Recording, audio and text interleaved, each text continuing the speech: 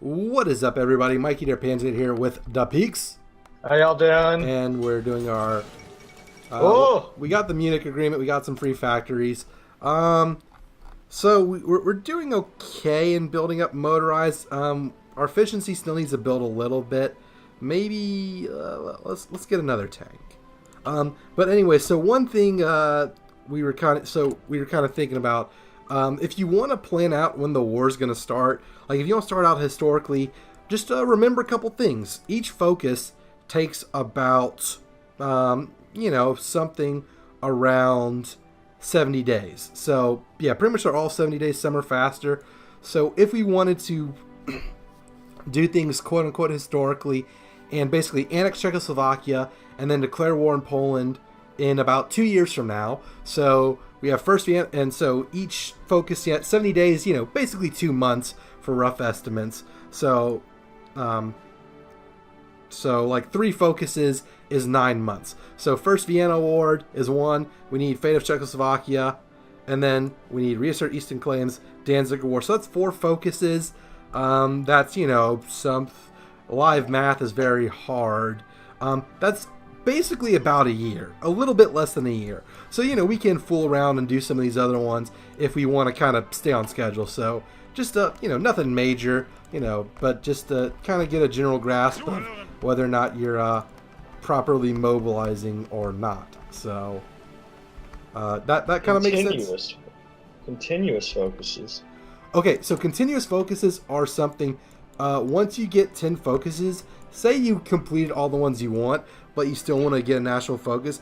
Continuous focuses basically, they work similar to national focuses in that they take one political power a day to keep running, but instead of providing a one-time bonus once they're completed, they just add an overall bonus. So like naval production, when we have naval production running, it's plus 20%, and say we wanted to get off of it, all we could do is switch right away. So like right now we have a focus running, one of the ones we have to research through. We can't cancel it and we can't switch off of it. Continuous focuses, you can start them whenever and you can stop them whenever, so long as you have something free. So I'm going to just add a bunch of stuff for us to queue up a bunch of buildings. I'm just kind of doing a couple, just throwing in a bunch of airplanes. I'm going to get some transport planes building too, just in case we have to save our souls a little bit. So, yeah. We can unpause now. So, yeah, I just queued up some things in the production screen, just so that whenever we build factories, so I don't have to pause and assign them all the time. Okay. Kind of like how we did with the civilian factories.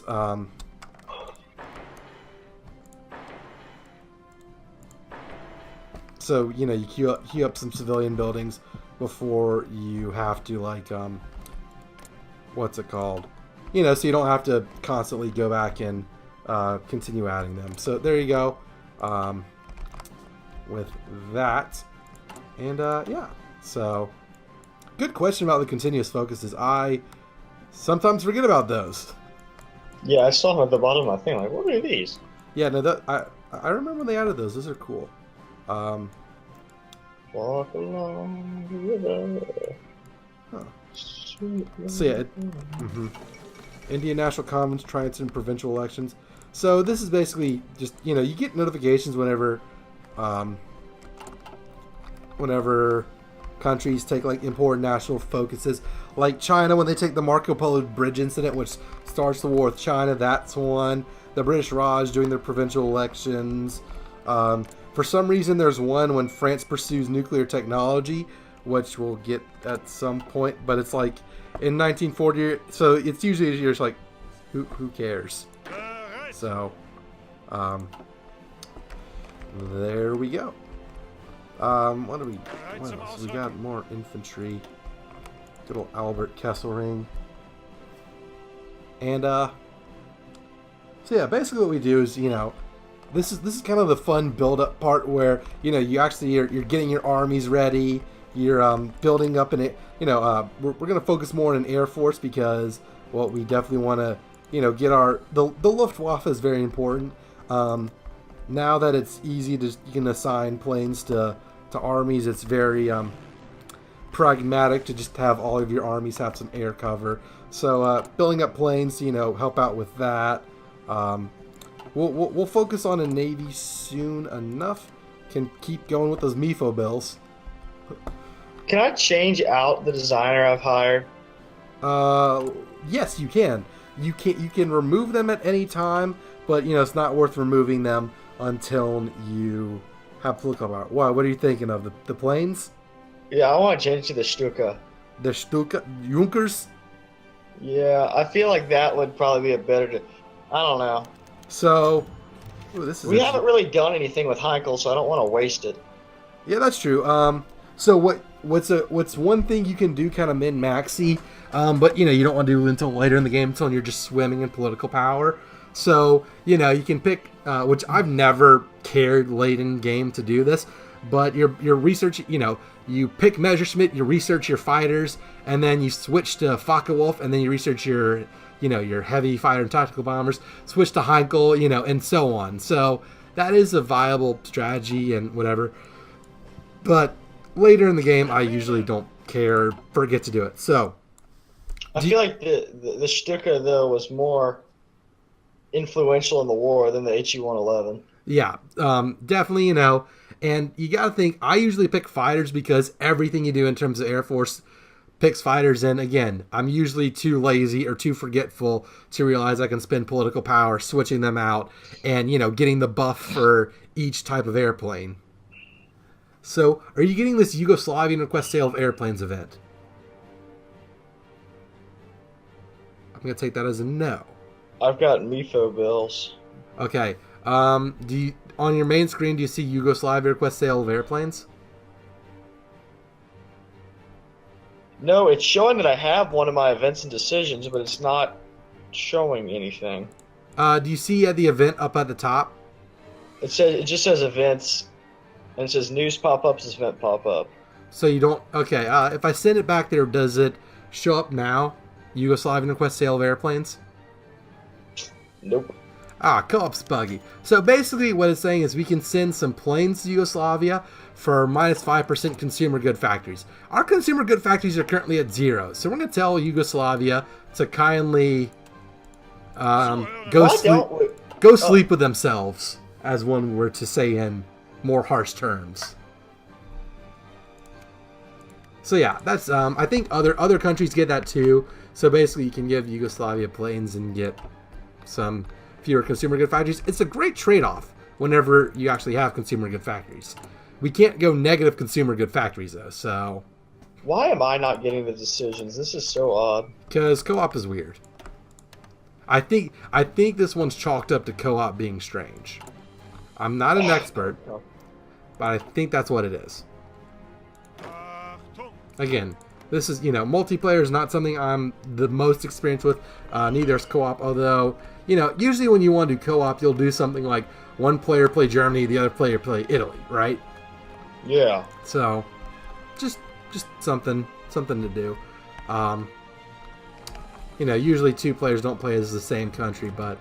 So there you go. If you want to switch out Heinkel for a more useful air designer, you absolutely can. Or if you want to... When's our next airplane tech? Do we have 1936 Strat bombers? We do. So, honestly, it doesn't. The design company doesn't really matter until we come up on 1940. If anything, I would maybe change our conscription laws to extensive conscription. It's under political power. It's under the top one, laws and government. It's the one all the way on the left. Yep. So if you do extensive conscription, training time goes up, which isn't the worst thing in the world. It's not that bad of a debuff at all, really.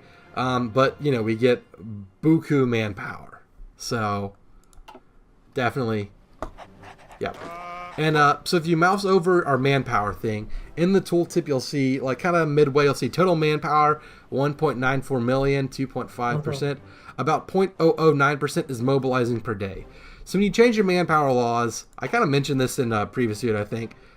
your soldiers don't like go straight into the manpower pool already. You gotta send out your guys. You gotta pull your numbers for the draft. You gotta get everyone through their physicals and all that. So it takes a while for when you change your manpower laws for the men to be available to be thrown into units, right? Makes sense. Yeah. You can't just change the manpower law like, okay, well, now we're going to do all adult serve, and then immediately every adult's going to be at the recruiting office like, where to go to, sir? You got to... I mean, that's just kind of the flavor reason behind it, which it makes a heck of a lot of sense. But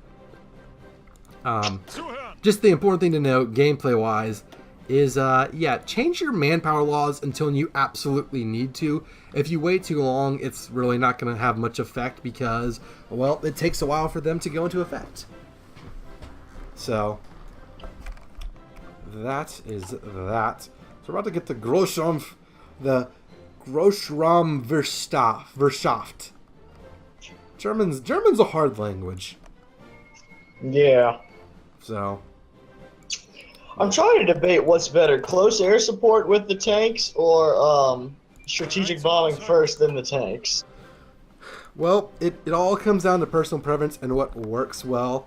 I don't know if this has just been hammered into me because of how do align Hungary. Yeah. So, and then Romania. So, like I said, before one of the recent updates, you used to have to manually assign your airplanes. So, I would kind of just, not really pay attention to, I just kind of assign them to the front line. I'd usually forget about them and all that. So, I would usually just go fighters because a lot of times I just have fighters flying over my homeland, over the first front lines, and I kind of forget about them and, maybe move them up between recording episodes if I'm doing a Let's Play or if I'm playing on my own, I just forget them. But now because you have your fighters, you can have fighters and close air support directly assigned to infantry. I think those become that much more important because you can basically have your Stukas following Heinz all the way to Moscow. So, I personally am a big fan of close air support. When you're a major country like Germany or America or, any of the majors, and you have a lot of research slots, then you can kind of afford to, do a little bit of every aircraft. But whenever I'm a smaller country and you don't have as much production or as much research power, different countries start off with different number of tech slots, just for those of you who are unaware. I didn't mention that. Okay, so you got Panzer 3. We could get the Panzer 4 for half off. Let's do it. Just... go, yeah. Blitzkrieg. So okay, so now we have So now we can make medium tank designs. So if you go to our Panzer, so if you go to this is kind of a dense topic, so we'll save it for next video. I'll talk about division designs. We also need to start building Panzers. So I'm going to the production screen. Okay. You see, now we have the ability to build Panzer 3s. And notice they have the little logo of the design company, right? They have man now. You'll see under... So click on the tank with a plus. Yeah. You see it says... Now we have the new Panzer 3 design. Oh, wait a second. I had that. I was looking at the Panzer 2. Yep. Where's the Panzer 3? I don't see the Panzer 3. Click on plus. It's in the middle. It should be... Oh, start a new line? Yeah, click on build armored vehicles. Panzer 3. Yep. Alright, so notice, you see it has the man logo. It has the logo of our design company. So I'm going to start building some. I'm going to move them up right next to the light tanks. And hopefully, we'll start building some of these sooner rather than later. How many factories are you going to devote to this? 5. Just I kind of do it arbitrarily at first. I kind of have a feel from playing hundreds of hours of kind of how much I need for what I want. But, usually it's best, 5 is pretty good, but just being reactionary is equally viable strategy. Although, you don't want to assign too many at first because it's, the whole production efficiency thing. In the best case scenario, you just have a factory assigned to a line and you leave it there. And, you don't want to I mean, it's perfectly okay if you need more. If you have a lot of one thing, you need more of another to take factories away and move them around. But that's less efficient than kind of gauging it right the first time. So I guess the only advice I can give on that is play a lot and know what you need. Yeah.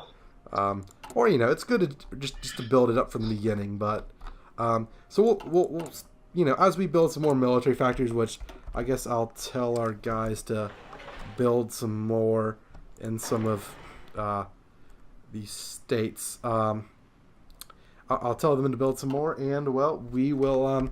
Whenever they get built, they'll automatically get assigned, and we'll start building medium tanks. So whenever we have medium tank divisions, we'll already have some medium tanks in the stockpile, ready to go. So it's always good to. I know I mentioned this before, like when talking about the SS divisions and switching from motorized to mechanized, but it's always a good idea to have the equipment you need to what you want to have before you switch out. Like, you want medium tanks on hand before you start building medium tank divisions. Because getting a head start is better than playing catch up the whole war. I hope that made sense. Yeah. Okay. So there we go with that. So line Hungary, they should join the faction. Italy, what's Italy doing? Fortifying. Good job. Good job, Mussolini. You're smart. Mussolini's an excellent dictator.